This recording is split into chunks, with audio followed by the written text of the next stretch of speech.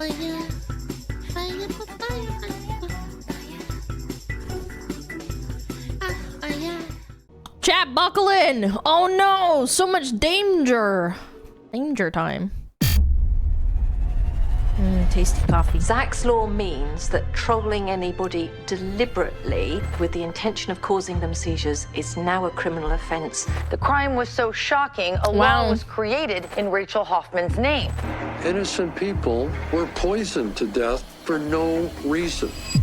Oh Some my laws were God. created in moments of panic. Something went wrong and people scrambled to make a law to prevent it from ever happening again. Today we're doing a deep dive into laws that only exist because of one incident. We'll start with the lighter stories and save the worst for last. My goal is still the same, guys, to increase the number of videos I put out without sacrificing quality. To do that, we gotta keep growing. So it would mean the world if you subscribe, and I promise to do my very best that I can for you. I'm Visual Venture and you are Thanks, awesome. Visual Venture. Rachel's Law. Since when do laws prevent crime? Good point. It's a deterrent, chat. It's a deterrent. Like if you do something naughty and you get on a no-fly list, you might want to consider maybe not doing it.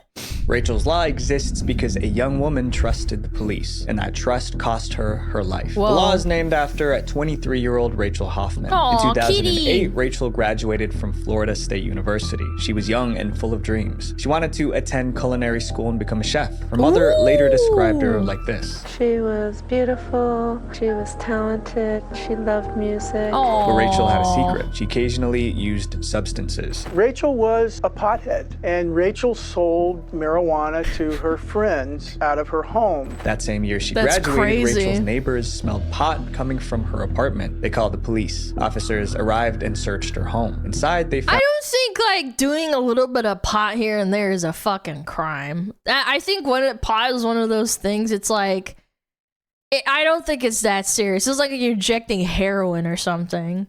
It was then. Yeah, I agree. It was back then. Like what, in the 2000s? And we found Yeah. roughly a quarter pound of marijuana. It was present That's it? A quarter pound?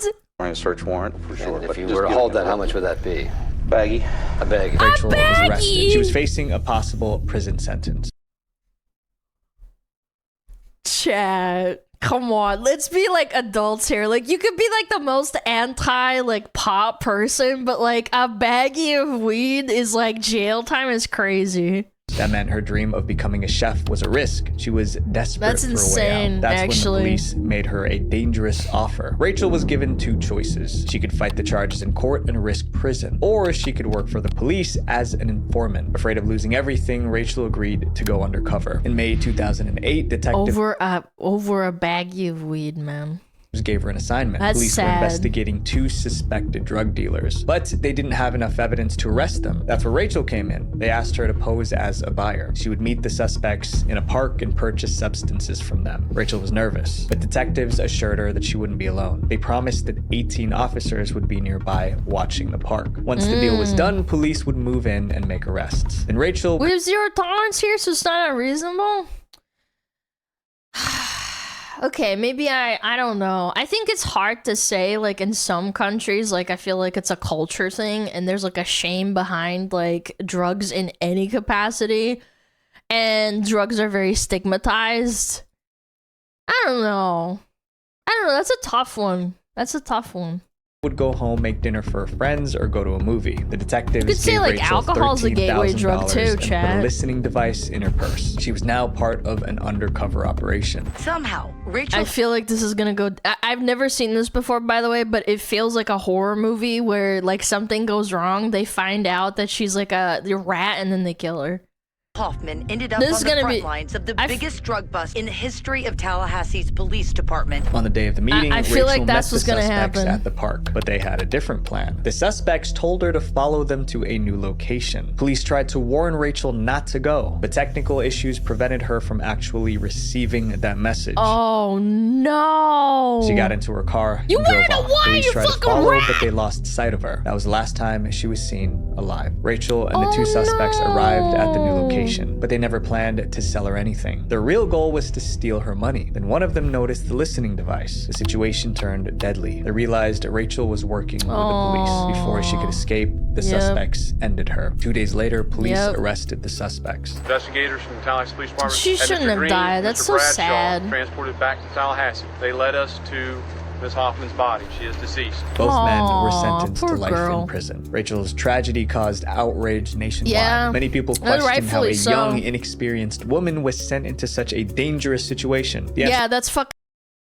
Yeah. It was obvious. I agree. At the time, there were almost no laws protecting police informants. That needed to change. The crime was so shocking, a law was created in Rachel Hoffman's name. In 2009, Florida law. 2009? That's like that recent? In terms of like time and space, I would have thought that like they had that shit in the 90s.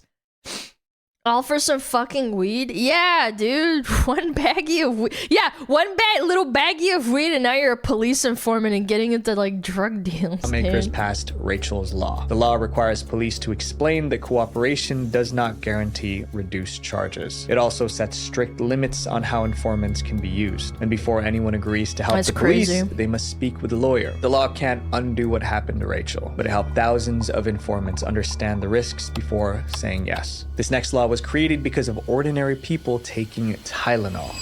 The Tylenol bill. In September 1982, Oh, I thought this was gonna be about the dumb bitches who like are pregnant and started taking Tylenol, and they're like, "Fuck Trump! I'm gonna fuck my kid up." And I'm like, even if you don't like Trump, why would you risk it, you stupid? Like, I thought it was not. It was the other story. Chicago went into panic mode. 7 people passed away after taking ordinary pain medication, but this wasn't bad luck or a mistake. Was it Someone laced did with it on fent or purpose. something? By the time the truth came out, officials realized a new law was the only way to stop this from happening again. In the early 1980s, Tylenol was the most popular pain reliever in America, but it had a dangerous flaw no one noticed. At the time, Tylenol bottles had no safety seals. There was no foil and no plastic wrap around the bottle. That meant anyone could open a bottle, swap out the pills. For those that don't know what Tylenol is in other countries, it's paracetamol. Paracetamol is very, very popular. And close it again, and no one would ever know. For years, that risk went unnoticed, until one day in September 1982. That morning, a girl named Mary woke up with a sore throat. Oh no! 12-year-old Mary Kellerman was a student at Jane Addams Junior High in Schaumburg. That's sad. And according to school I heard about officials, this, yeah. she had a cold. To help her feel better, her parents gave her a Tylenol capsule. A few hours later, Mary collapsed. She didn't survive. At first, no one knew why she passed away. Imagine, I would lose my fucking mind. Random, but it was not an isolated case. Later that day in Chicago, Adam Janus developed a headache. He took Tylenol. Moments later, he passed away too. Then things became even worse. When Adam's family heard the news, they gathered at his home to grieve. His brother Stanley was there, along with Stanley's wife, Teresa. Aww. While they were mourning, both of them started to feel sick. Since they were at Adam's house, they found his bottle of Tylenol. His brother and sister-in-law were so upset by his death that they went back to the house and took some Tylenol from the same bottle. A few hours later, That's so unfortunate. Yeah, probably because they got a headache from crying, right? Like, that's what I would do. You ever get a headache from crying? That's pretty normal. Stanley and Teresa were rushed to the hospital. They both passed away, Oh, too. no. Over the next few days, 3 more people across Chicago took Tylenol. They all passed away almost immediately. In total, 7 people passed away within a 3-day period, all under mysterious circumstances. Police launched an investigation. They quickly noticed one thing all the cases had in common. Every victim took Tylenol right before they passed. Local news picked up the story. 3 people are dead, and another is in critical condition tonight. One of the victims took the pills he bought to his home. Panic spread fast. Hospitals were flooded with calls. The phone has been ringing off the hook at Rush Presbyterian St. Luke's Medical Center in Chicago. It's the regional poison control center for the 1980s were a crazy time. Anyone who took Tylenol feared they might be next. Luckily, investigators were able to recover the victims' bottles. They tested the capsules. The results were clear. Every capsule in those bottles contained potassium cyanide. It's a poison. Consuming a small amount can be fatal, but those pills contained nearly 3 times the amount. You basically die. There's nothing you can do, really. Police immediately warned the public. Police cruised up and down residential streets, warning all the citizens about the Tylenol danger. No Tylenol for you, struggled to chat. find a pattern. The contaminated pills came from different factories and were sold in different pharmacies around the Chicago area.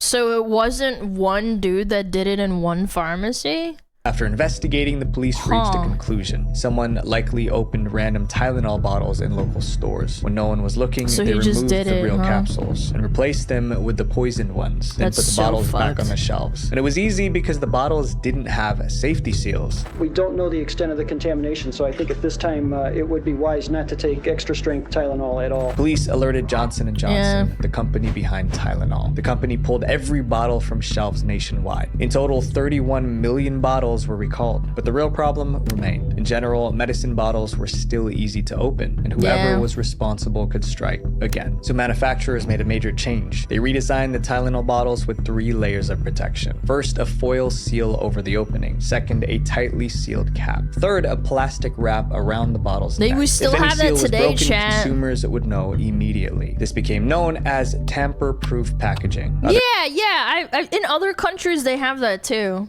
It's a fair precaution. Like, I know it's not gonna stop every person from getting fucked with, but like, I think this is a decent precaution. Companies followed suit. Soon, It's every better than medicine bottle nothing. in America had safety seals. But packaging wasn't the only issue. At the time, product I've never tampering opened one. was only Yeah, or like the ice cream bullshit. God, I hated this shit. Watching these idiots licking ice cream, like, dude, I'm gonna get some fucking meningitis from your shit. You know, meningitis can like eventually kill you.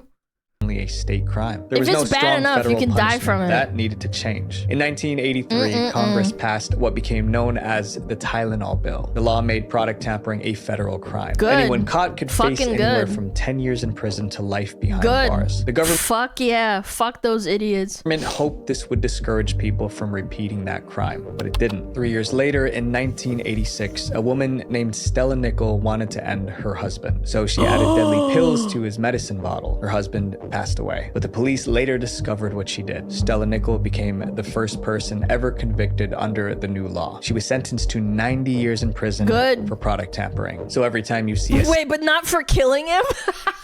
Wait, she got sentenced to 90 years for tampering, but not for killing her husband. safety seal on medicine, Wait a remember this law. minute. It protects millions Hold of people on. from getting hurt. This next story is about a tragedy that went down in history. It was probably both. I Station know, I'm nightclub joking. fire. I'm joking. Today, every nightclub in America has sprinklers, but in the early 2000s, many clubs didn't. Back then, sprinklers Oh no. were not even required by law. One night, more than 400 people no. walked into a nightclub without sprinklers. What followed was so tragic, it changed fire safety laws forever. In 2003, Sometimes you the gotta- Station nightclub in sometimes Rhode shit Island happens, was very bro. popular. It was owned by 2 brothers. Like many club owners, they wanted to keep noise from leaking outside. So they Okay. installed foam padding on the walls but it's to really absorb sound. flammable. That solved the noise problem, but it also created a much bigger one. The foam I have lining the those. walls was highly flammable. Yeah. But it was also made of polyurethane, highly flammable. This shit fucking explodes. You put a cigarette next to it and it like literally fizzles out and like spreads. Petroleum-based material. It was Yeah. installed all around the stage and the dance floor. But the club owners didn't see it as a serious risk. Over time, the club Yeah, it's grew stupid. even more Yeah, popular. no, And in 2003, absolutely. a rock band called Great White booked a show there, but one critical detail was overlooked. Great White was known for putting on a pyrotechnic Oh, it wasn't even people smoking? This is such an oversight. Yeah. display during their performances. Pyrotechnics are small fireworks usually used to What like the excite fuck? crowds, but fireworks meant sparks. Using pyrotechnics inside a foam-lined nightclub was extremely dangerous. On the night of the show, the band's tour manager set up the fireworks. They were placed directly behind the stage. By 11 p.m., the band was performing. About 462 people were inside the club. That alone was a serious problem indoor because the legal fireworks. What a capacity was smart only guy. 404. As the band played, the tour manager lit the fireworks. Sparks There's also a law that got implemented to put a cap on how many people can be in a restaurant, a concert venue, and like a couple of other things, like grocery stores as well. Like they can only have so many people in it. Before that, you could just shove as many people as you wanted into like a room. shot into the air. The crowd cheered. Number of They had no exits idea too. what had Yeah, just yeah. started. Like The sparks I don't know, man. instantly Humanity ignited is the like foam that. on You the gotta wall behind learn. the stage. Like seconds. At first, some people thought it was part of the show. Then smoke began filling the room. That's when panic set in. Everyone rushed toward the front door. The building actually had 4 exits, but most people didn't know that. They got into the club through the front door, so they all tried to leave the same way. Many never made it out. By the time firefighters arrived, it was too late. That's a serious problem. Were injured. More than 100 lost their lives. The authorities launched an investigation. They identified one major issue. The nightclub had no sprinkler system. Sprinklers would have put out the fire, or at least contained it long enough to give everyone time to exit safely. Authorities made sure it could never happen again. In the months that followed, new fire safety laws were created. First, nightclubs were required to install sprinklers. Flammable materials had to be removed. Even my apartment had a sprinkler. Yeah, installed. Like just one sprinkler. From walls it's not a nightclub, but you know, had to be clearly what if something happens? And well lit. I'd Limits rather were it go placed off on and how make many me people wet. could be inside at one time. Fireworks were banned in indoor venues unless strict safety rules were followed. Every one of these rules came from that tragedy. That night, 462 people went out to enjoy live music, but more than 100 never came home. Up next is the story of a woman who made a fatal mistake. Rowan's Law. Rowan's Law requires young people to get medical attention when they're not feeling well. At first, that sounds strange. Why would anyone need a law for that? The reason traces back to the disturbing case of 17-year-old Rowan Stringer. In 2013, Rowan Stringer was a high school student in Ontario, Canada. She was also the captain of her school's rugby team. Rowan's friends and family knew how much she loved the sport. She really enjoyed it. She really, you know, she was always coming home and talking about how many tackles she had. Rowan gave everything on the field, and that intensity would later become part it is of very the danger. recent. Rugby is a physical sport. Players constantly... Yeah, rugby, you also don't wear helmets. That's why I remember when I was in school and we talked about American football, they're like, yeah, that's some pussy shit. But I will say, because there's not helmets that they use for rugby, the tackles aren't as brutal as football. Football, like, I don't know, in the last 10 years, it's pretty fucking serious, dude. Football is fucking hardcore. Rugby, like, yeah, you're not wearing a helmet, but, like, I think there's, like, definitely rules for, like, tackling someone and how hard you fucking tackle someone. Rugby fucks up your ears. Yeah, you get more scratched and, like, you get more lacerations as opposed to, like, CTEs, which is, like, traumatic injuries in your brain. Yeah, you can only tackle below the waist. With football, it's kind of free-for-all. Collide into each other and hit the ground. Those impacts can cause serious injuries. One of the most dangerous is a concussion, which is a brain injury. Many players didn't understand how serious concussions were. In the spring of 2013, Rowan's team played several games within a week. During the first match, Rowan took 2 hard hits to the head. She felt... Also, girls have a thinner lining in their skull on average. Obviously, this varies. But girls have thinner skulls on average, and the little lining that's kind of like the football helmet that your brain naturally created around when you formed as a child. There's like a fetus, whatever, right? It doesn't protect you as well. Yeah, less bone mass, less density. It's yeah, men are more thick-skulled on average. Yep. Dizzy afterward, but she didn't tell her coaches. She stayed in the game. No. Later that night, Rowan was still feeling off. She told her friends she thought she might have a concussion, but she never saw this is when you never sleep on a concussion, bro. Doctor. Instead, she I've never focused had on one. getting ready for the next game. It Never was a had one, decision thankfully. she would not recover from. At the next match, things became Concussions much worse. are no Rowan joke. was tackled Shit is repeatedly. fucked. Each time she hit the ground hard. After one fall, she tried to stand. She Ooh. couldn't. Coaches called for help. The game stopped immediately. Rowan was rushed to the hospital. The doctors realized this wasn't a typical concussion. They diagnosed Rowan with second impact syndrome. This happens when a second concussion occurs before the first one is healed, and that could be fatal. Doctors tried everything to save her. They couldn't. Rowan's family was devastated. But the tragedy revealed a much larger problem. Most young athletes didn't understand the risks and symptoms of concussions. And because of that, many... And she's a girl. Yeah, people always say, like, oh, boys are the ones that don't tell people that they're injured. She was just playing it off. Injuries went unreported. Rowan's family refused to let her passing be meaningless. Aww. I would never want to see this happen to another family ever again. So our goal is to really make sure that we prevent that. They shared Rowan's story with lawmakers in Ontario, and in 2018, the authorities passed Rowan's law. So Ontario will become the first jurisdiction in all of Canada to pass concussion legislation. The law made concussion education mandatory. Coaches, athletes, and parents had to learn the risks. It also set strict rules. If a concussion is suspected... I don't think this is a bad thing. As some people might think it's like overbearing, I think like not being aware of what's going on with your body is actually quite common. Yeah. The athlete must leave the game. No Lack exceptions. of knowledge is they can only bad. return You gotta after know. a doctor clears People are them. dumb Because too. of this Like law, you just winning probably is no just didn't longer know. the top priority. Health is. The laws we've talked about so far happened because of tragedy. But It's this next better one than was banning created the because sport. someone That's made stupid. a dumb mistake. The exploding whale law.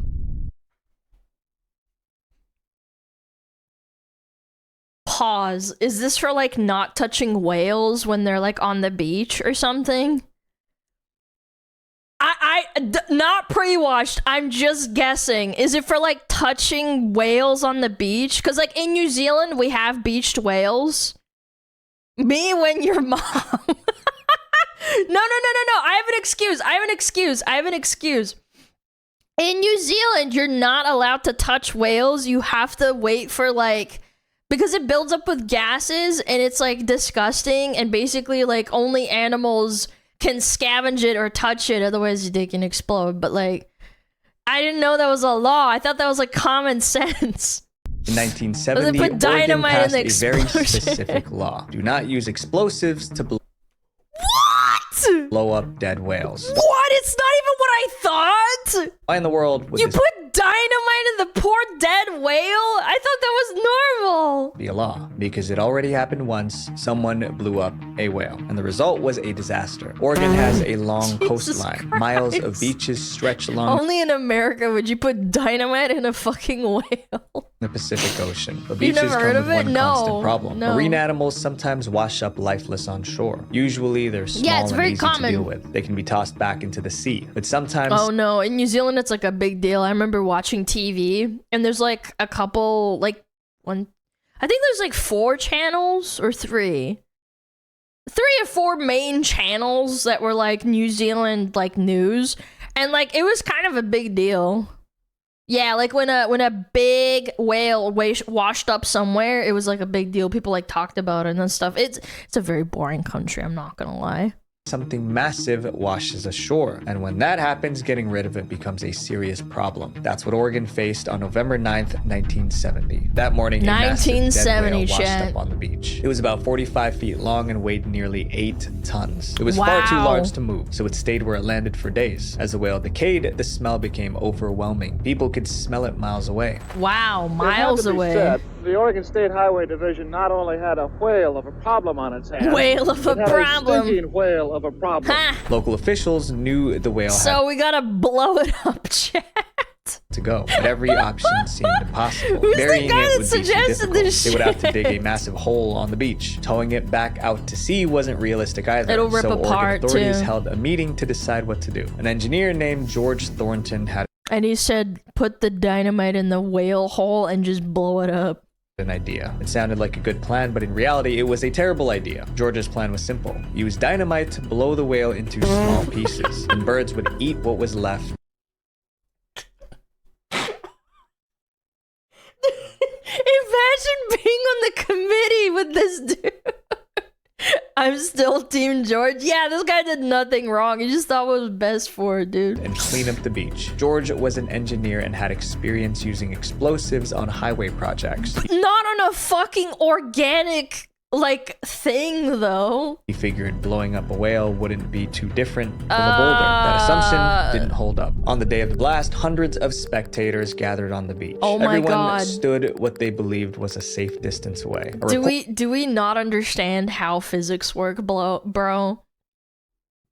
reporter showed up as well. George and his team brought half a ton Dude, of dynamite. rotting That's roughly whale carcass 1,000 on your pounds of face, bro. explosives. They packed it around the whale's body. Then they pushed everyone back even further. The countdown began. Then the explosion. People cheered. For a moment, it looked like the problem was solved. It wasn't. The explosion launched massive chunks of whale into the air. Please don't tell me it killed someone. I will actually scream. No! Wait, I opened my eyes and it's a car! Then it rained down across the beach. Debris landed as far as a quarter-mile away. One huge piece crashed into a parked car and crushed the roof. When the smoke thank God no one was in it though. cleared, officials realized they now had a bigger mess. Massive pieces of whale were spread across the beach. They were too heavy for birds to carry. Why didn't you show the explosion? Cause YouTube's cringe. This would probably could be considered animal cruelty, even if it's for educational purposes. Yeah, it's not like he's encouraging it, he's just showing what happened. You can't see it though. Somehow the smell was even worse than before. It took dozens of workers hours to collect whale pieces scattered across the beach. Yeah, I bet. Officials did what they Even should though have it's done dead? from the Yeah, no, start. I'm They serious. buried the remains YouTube in the is sand. super The incident made super national cringe. news, and Oregon became a punchline. But the embarrassment forced the state to confront a real issue. There were no clear rules for disposing of large marine animals. That ended after the whale. Oregon changed its policies. Explosives were officially off the table. When a large marine animal washes ashore, workers dig a deep pit, roll it in, and bury it. The state remembered that lesson. In the next 10 years, 41 whales washed up on Oregon beaches. This time, no one reached for dynamite. Yeah, History thank did not God. repeat itself. This next law was created because of absolutely horrible internet trolls. Zach's Law. Zach's Law exists because someone posted an image on Twitter. It doesn't sound dangerous, but there was something about that image that could have caused millions of medical emergencies. To understand. The Japanese had that happen with Pokemon, didn't they? Or some other show where they had this. What was it? What Pokemon? The Porygon episode? Yeah. This is like actually like a problem. Why we need to start with the boy they had to take the law it was down. named after. A bunch Zach of little Eagling. Japanese Zach kids was an had 8-year-old boy seizures. living in the United Kingdom, but his life was very different from most kids his age. He was born with 2 medical conditions, cerebral palsy and epilepsy. This made everyday tasks difficult. Even simple movements took effort, but Zach didn't let that define him. He wanted to help others facing the same challenges, so he decided to raise money for the Epilepsy Society, a charity that supports— Bro, you have to be such a fucked up human being to like troll someone with like actual disabilities.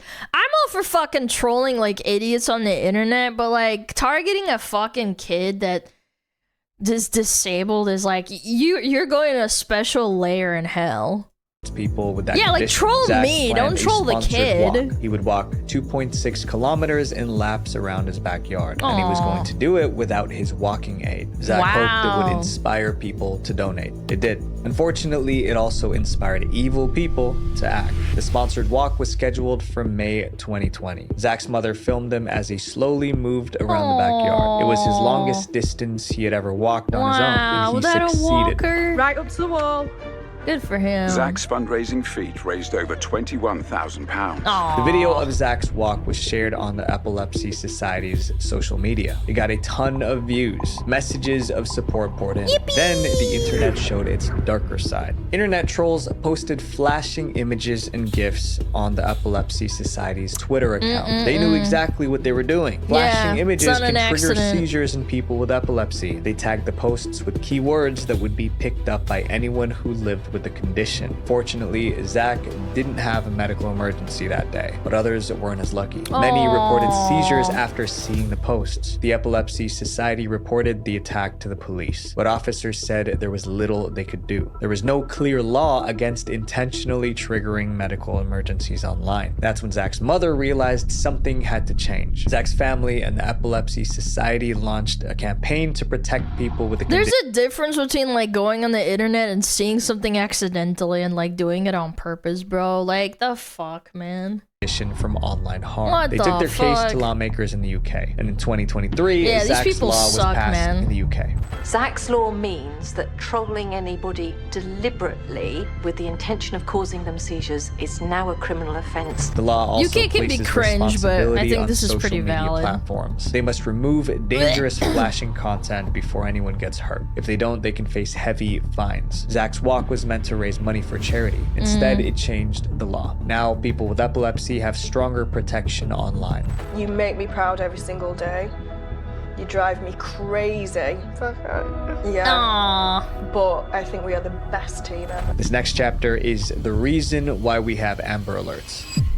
The Amber Alert system. The Amber, the Amber Alert Alert system exists because of an I have incident that Amber happened Alerts. in Arlington, Texas. And it involved a This is super famous. I know all about this one, though. little girl named Amber Hagerman. Yep, One Amber Saturday in Alert. January 1996, Amber was riding her bike near her home. A neighbor saw her riding in circles across the parking lot. Moments later, everything went wrong. The black pickup truck pulled up beside her. A man jumped out and grabbed Amber. Then he sped away. The entire incident lasted Kill the only man. seconds. The neighbor called the police immediately.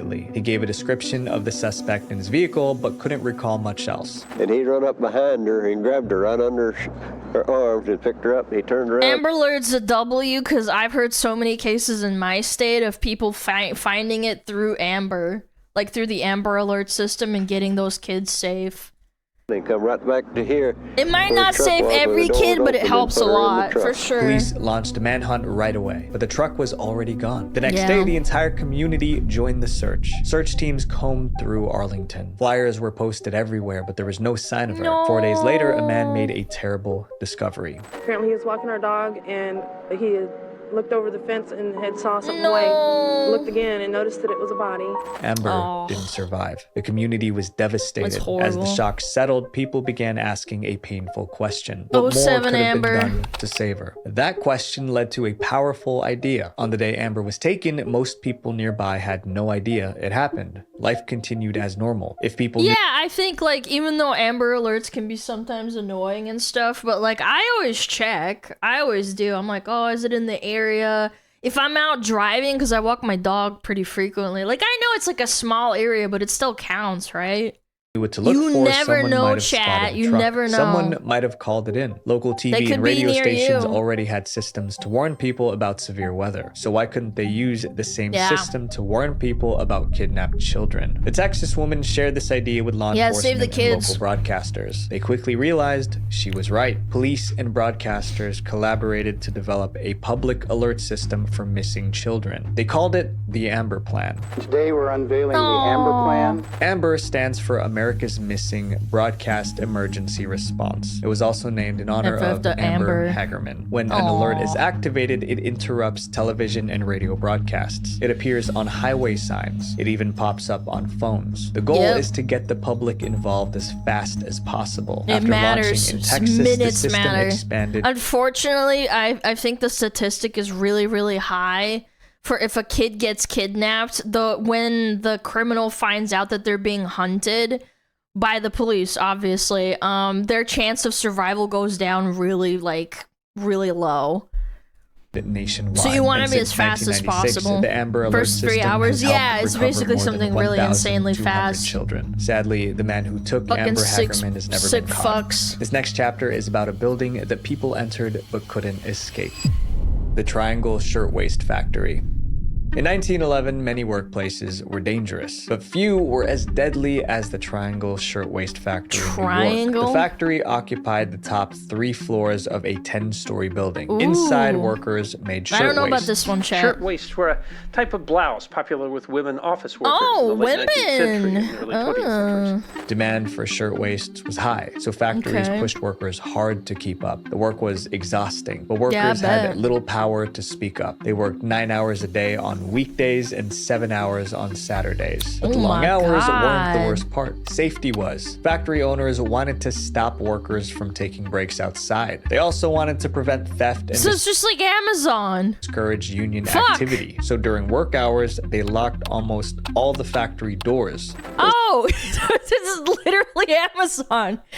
For those that don't know, there's actually something that happened pretty recently, like not like this, like not in the fucking 40s or 50s. They literally locked them during a tornado. Yeah, and it's actually sad. I remember looking at it on stream with chat, and it was like the dad was texting his wife, and they have a little kid, and the dad's like, I can't come home. I'm paraphrasing, but it was basically like, I can't come home. They locked us in. I love you, or some shit like that, right? And it was just like, bro, Large it's so bad. loft in which the They doors still don't give had a been fuck, man. locked Corporals don't fucking care from the about you. outside. Those locked doors created a serious risk. If something went wrong, workers couldn't escape. And on March 25th, 1911, the disaster finally happened. Around 4:40 p.m. that day, one of the factory workers smoked a cigarette. Then they tossed it into a bin. This was a factory that made clothes, so the bin was full of fabric scraps. The material caught fire in seconds. Hundreds really of workers flammable. rushed for the exits, but most of the doors were locked. Onlookers out for a weekend stroll in nearby Washington Square Park watched in horror. A few workers managed to escape, but for most, help arrived too late. By the end, more than 100 workers didn't make it. The city was left breathing. Disgusting. This fire really shook people up. You know, the city was so guilt-stricken that maybe we were somehow responsible. The families blamed two people. Factory owner Max Blank, who along with his partner Isaac Harris, was accused of locking the factory door. Both men were taken to court, but a jury acquitted them. The public Yo, what? was outraged. Labor groups protested in the streets. Thousands joined funeral What do you mean marches. acquitted? People They demanded better murdered safety them. for workers, and they kept Welcome pushing to until they got it. 1911. Between Yeah, fucked, 1913 huh? and 1914, New York passed nearly 60 new safety laws. Buildings were required to have clear exits. Fire escapes had to be strong and usable. Doors could no longer be locked during work hours. Factories had to be inspected regularly, and fire drills became mandatory. More than a century later, those laws are still being enforced. They shaped modern workplace safety standards some not today. so Worker much, safety huh? is now treated as essential, but it took a tragedy to make that happen. Every safety warning, every seal on a bottle, every True. alert on your phone, they exist because someone paid the ultimate price. So the next time you think a rule is pointless, remember, it probably isn't. Visual Venture. So we talked about laws created by one incident, but there is a whole nother world of bans out there. I made a nearly 2-hour deep dive into movies, documentaries, games, and YouTube channels that were all banned for being too controversial. Click here to watch it. Love Alana's you gonna guys. get Peace. banned. I'm too controversial, chat. 07 to all the people that perished or died because of negligence. Unfortunately, that is the reality of humanity. Every single law that involves people's human lives, it's there for a reason. Yep. Remember the fallen, that's right. You're alive here today because someone else probably died because of, you know, you would have done something if you didn't see a warning sign, so you're here because of them. You know? Stop signs. Car manufacturer warnings. I don't know. There's some people who stick like iron curlers for your hair up their butts because they're stupid. Now we have like warning signs for them to not stick them up your butt. I'm not even kidding. Yeah, like don't put this up your rectum. Don't put this in your body. I'm pretty sure like the sign says don't put this into your body when it's turned on.